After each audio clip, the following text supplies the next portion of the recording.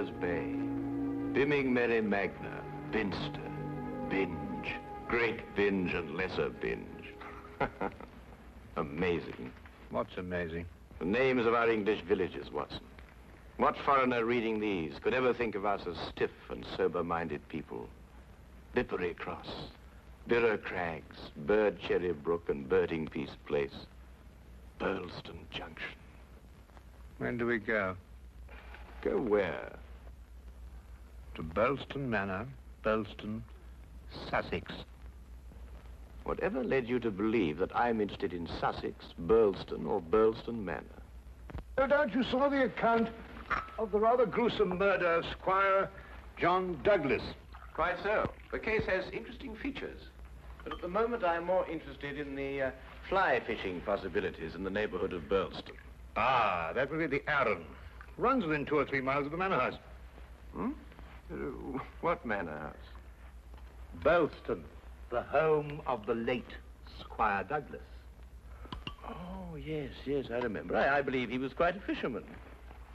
The moat is 40 feet wide. 40 feet wide? Well. Good Lord. He could probably fish from his bedroom window. And when the drawbridge is raised, the place becomes an island. 4 hours after the bridge is raised, the body of Squire Douglas is found in his study with half his head blown off. That should appeal to you. Fishing seems a safe business by comparison. Do you row a boat? A boat? For fly fishing? Have you ever fished before? Does this look like the equipment of an amateur? Odd word. Which? Equipment. All the fishermen I've ever known talk about their tackle. What do you deduce from that, Holmes? Obvious. Your fishing friends either lack experience or vocabulary. We deep-sea fishermen are in the equipment class. None of your nasty little bundles. Yes, that gaff is far more suitable for a shark than a trout. Do you really think so? No good for trout? Well, it depends what trout you're after. Oh yes. Well, we must carry a tape measure. A tape measure? What on earth for? To measure our catch, of course. To measure our catch and throw back the little ones. A good rule in life, Watson. Always remember to throw back the little ones. You think our prey will count as a big one or a little one? Well, hardly as big as Squire Douglas, lying dead in his castle, surrounded by his moat. Holmes, you've been analyzing this case. Well, you know, I haven't got enough data yet for analysis, really. Do you think it could be an accident? What, with a sawn-off shotgun? And the triggers of both barrels wired together? Murder, eh? Yes, possibly. What do you mean by possibly? Don't sit there, man. That may be opportunity knocking. Oh.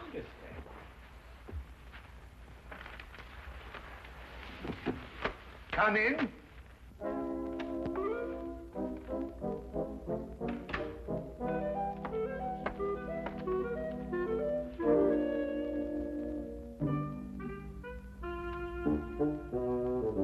Mr. Sherlock Holmes? The fisherman. Hold on! Oh, come on! Blowing me! No, In there, boy. But it's only a little one. Would you like it, Watson?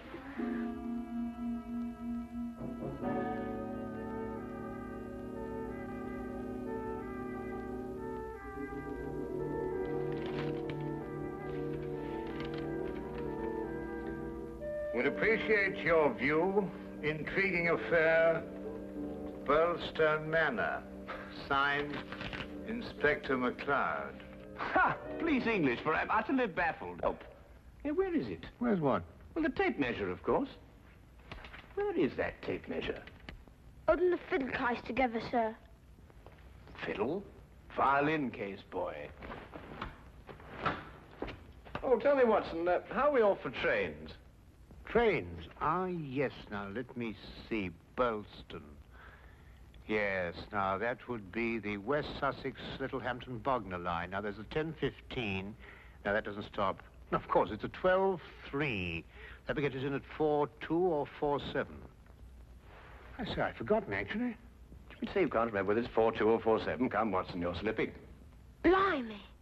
Does it keep all the times in his head? Where else, of course? We are a nation of railway pioneers, my boy. Like a great many Englishmen before him, Dr. Watson restricts his reading to the Bible, the Times, and Bradshaw's Railway Guide to the British Isles. Here, boy.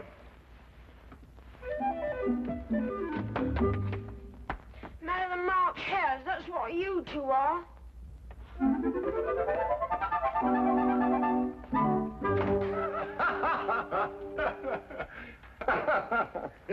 I say, Watson, have you seen my weekend bag anywhere?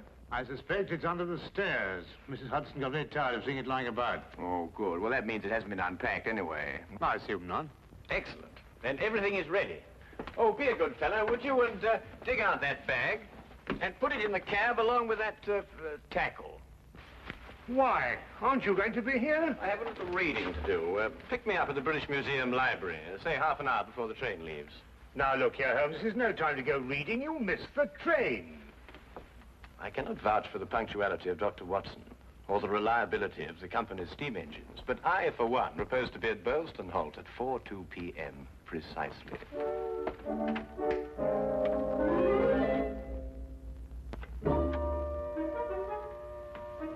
Or is it 4:07?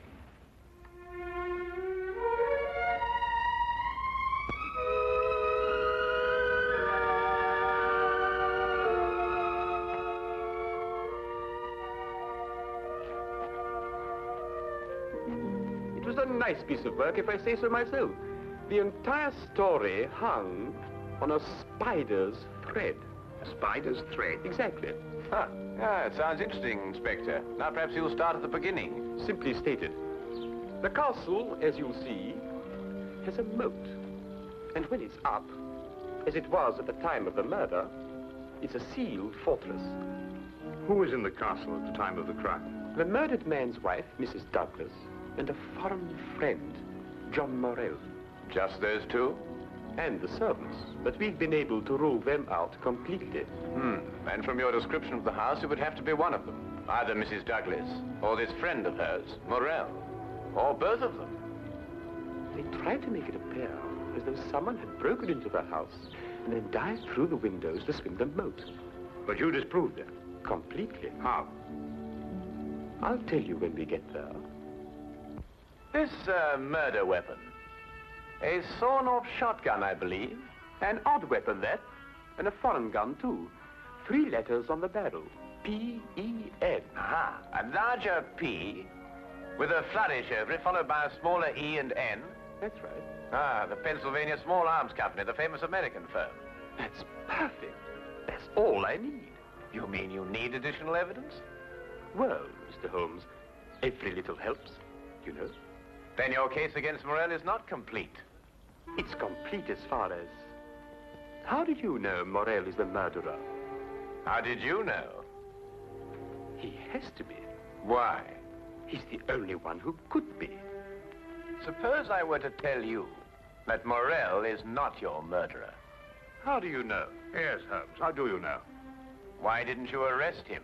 Well, He doesn't act like a murderer. Ah, he's too self-confident, eh? That's right. Seems to be daring you to arrest him. Yes. How do you know all this? Holmes, do you know this man Morell? Fascinating. Fascinating. The case has suddenly assumed the most astounding proportions and the most astonishing challenge, Watson.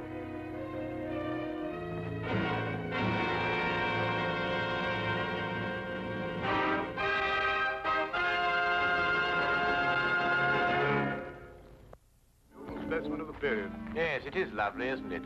What did you mean, Mr. Holmes? Nothing. I just think it's a lovely building. No, I mean when you said that Morell didn't murder Mr. Douglas. Oh, that. Yes, what did you mean? How do you know he didn't do it? Well, if he didn't do it, she did. You're jumping again, McCloud. You're jumping. But it has to be one or the other. Does it really? What's he talking about? Well, don't you know? No, I don't know. If 2 people are in a sealed house with a murdered man, one of them has to be a murderer. That's common sense. Ah, but is it logical? What do you mean? Is it logical? I don't know, but Holmes says that all the time. I was hoping you might be able to tell me.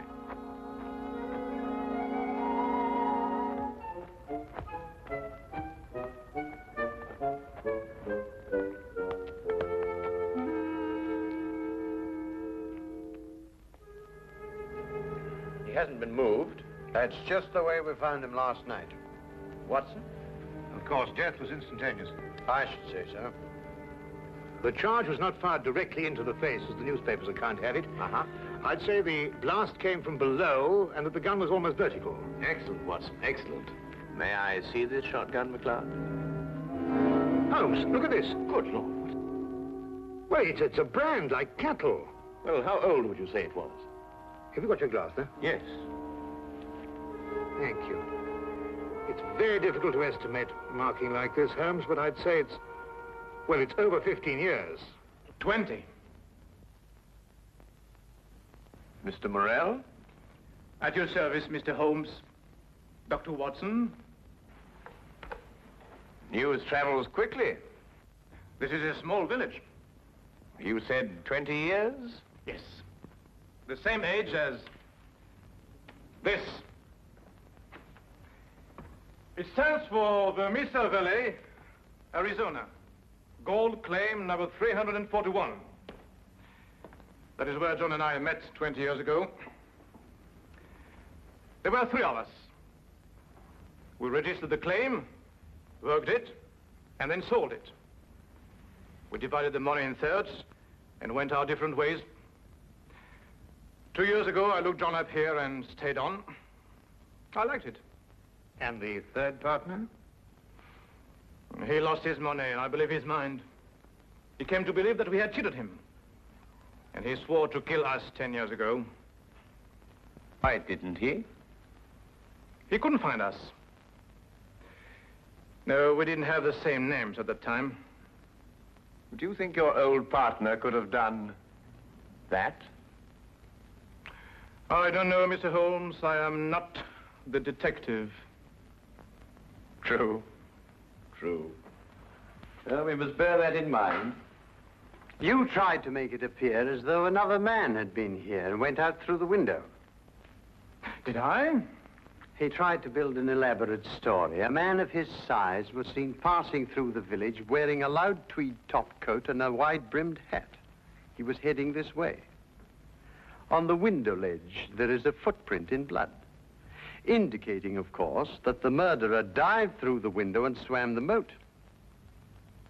But he didn't. How do you know? Because, Mr. Morrell, outside that window and just a few feet down is a very large and at least a month-old spider's web. Anyone jumping or diving through the window would have to pass through the web. And no one did. Well done, McLeod. Well done. A spider's web. The English police have the most amazing allies, I must say. Now that you have made your deductions, Mr. MacLeod, exactly what do they mean to me? For the moment, nothing. But I suggest you do not leave the castle grounds. And if I try to live?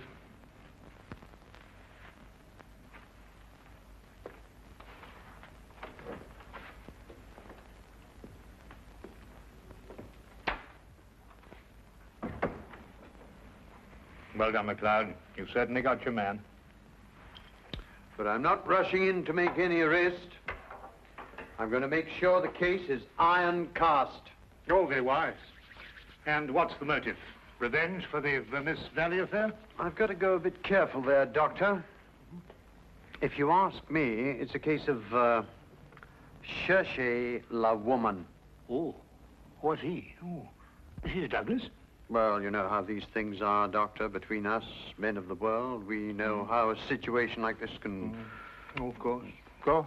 Of course. Of course. Delicate situation, then. Delicate. Yes, delicate. Might almost be called the case of the other man. Hmm?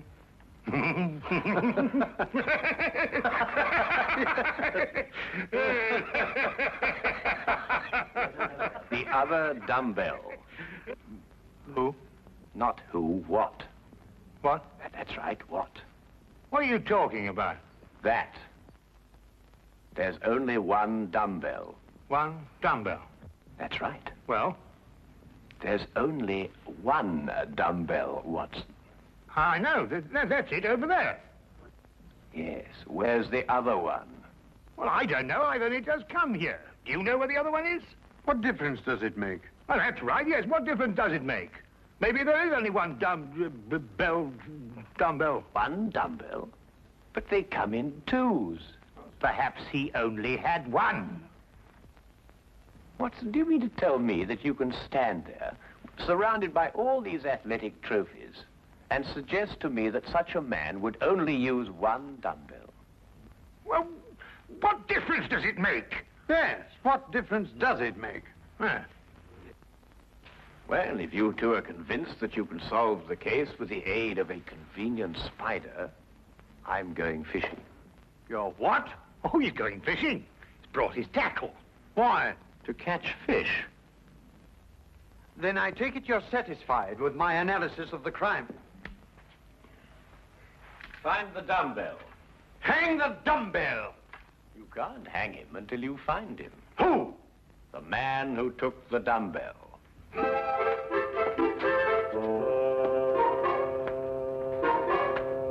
You've gone too far now, Holmes. I think you've made him very angry. Then he should fish. It soothes the nerves. Are you really going to fish? I am. Where? Out of that window. It looks very comfortable. Well, what do you expect to catch? A herring. A red herring. May I have the tape measure, Watson? To measure a red herring? To measure the big red herrings. The little ones I plan to throw back. Holmes, you're up to something. I am. What? Would you like to help? Of course. Well, look. Take the good inspector down to the local pub and keep him there for at least an hour. While you fish for red herring? At the moment, I'm fishing for bait. I don't know what you're talking about, but I'll do it. Good. Remember, 1 hour. I may enjoy myself in the local and stay too.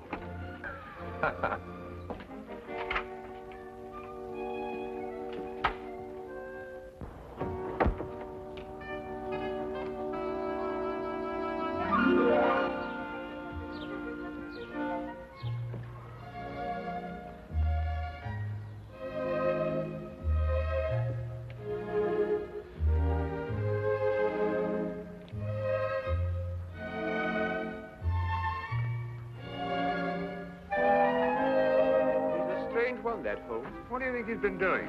There's no guessing with him. For all we know, he may really have been fishing. Perhaps we should have given him more time. He's been an hour. That's all he asked for. Yes, that's right enough. Inspector McLeod? Hello, Sergeant. Have you seen Mr. Holmes? I certainly have, sir. What's wrong? You know the staircase in that room? Huh? Mr. Holmes was sliding down them banisters. He was what? That's right, sir. Sliding down the banisters he was. Well, he was probably investigating something. Probably. Well, let's ask him. There must be some reason behind it. Good afternoon, gentlemen.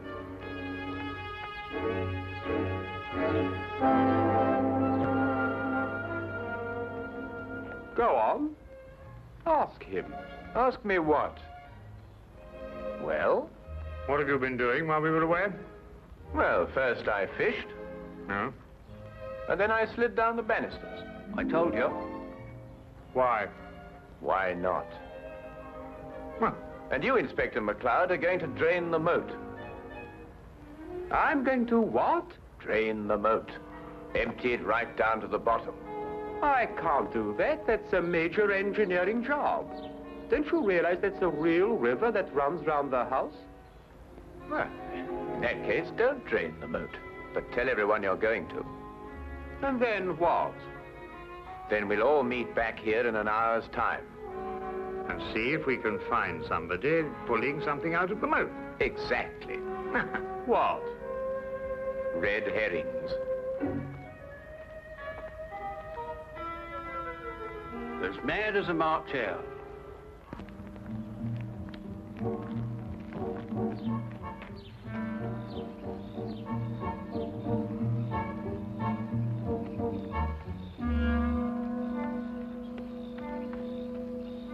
How much longer? Not much. You're certain everyone believes they're going to drain the moat? I don't know who believes it, but everyone knows I said it. Do you think someone will come to the murder room? Someone has been in it for some time. How do you know? The lights are out. Because I left them on. Look, what? That's it, let's go.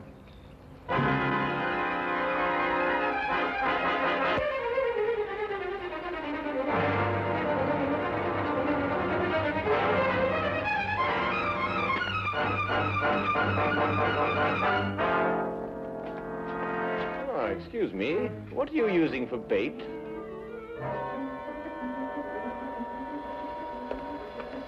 Oh, would you mind holding this?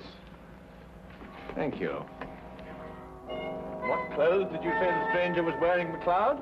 A loud tweed topcoat and a wide-brimmed hat. Like these?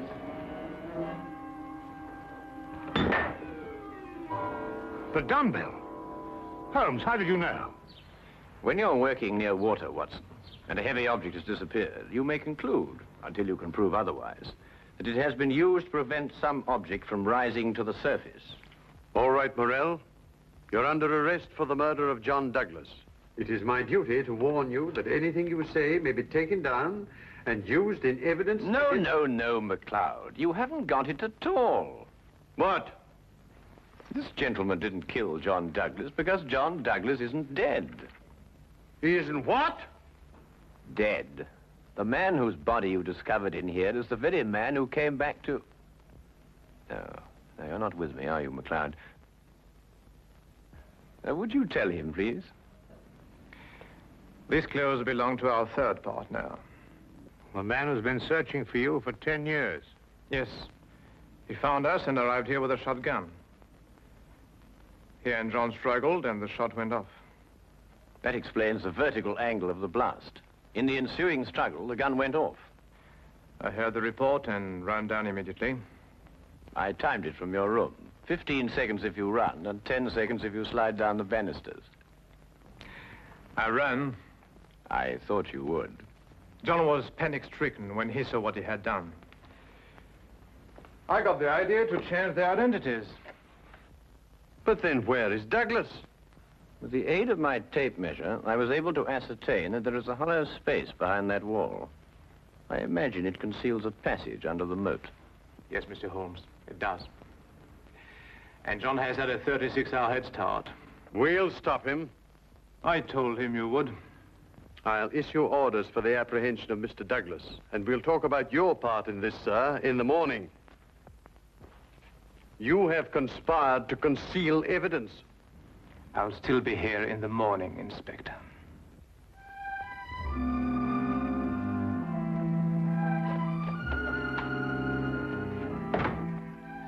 A very brilliant piece of deductions, Mr. Holmes. An excellent application of applied psychology. I haven't been tricked many times in my life. You must remember that the next time you become involved with murder. And you can now continue your fishing in a more normal manner. Fishing? No, I don't care for it, really. Unless it's deep sea, of course. Yes. But in the absence of an ocean in the immediate vicinity, I think we'd better start back to Baker Street immediately. Well, now, there's a 9:13 or a 10:23. The 10:23 will hold us up at Tunbridge quite a while. While it waits to connect. Thank you, Mr. Holmes. Ah, not at all.